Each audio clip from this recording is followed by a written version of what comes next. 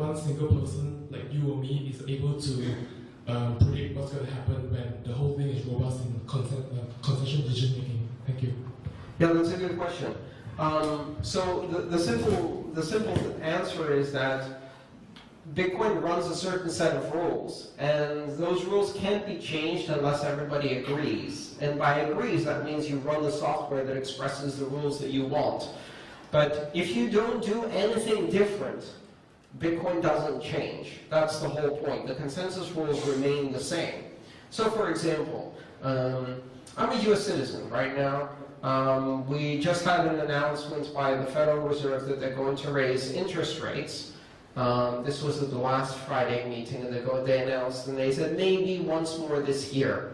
So I know what the interest rate will be next week. I don't know what the interest rate will be next year. I know what the interest rate will be for Bitcoin in the year 2142. Down to 8 decimal points.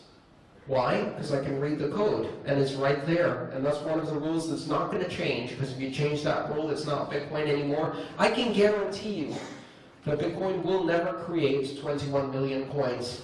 That's the upper limit. We will never reach it. We will get 20,997,000 and change, and then it will stop. Why? Because that rule will never change. Because if you try to change that rule, I will say no. Most of the other people who are interested in Bitcoin will say no. And if you split off the network, you can call your thing Bitcoin, and we'll keep calling our thing Bitcoin, and we'll just keep the old rules. That's certainty. It gives me a set of rules that are based in mathematics that I can look into the future, and I know exactly when, down to the block number, the distribution of Bitcoins will reduce by half in the year 2038. I can tell you which block number today, because it's mathematics. That's what gives us control.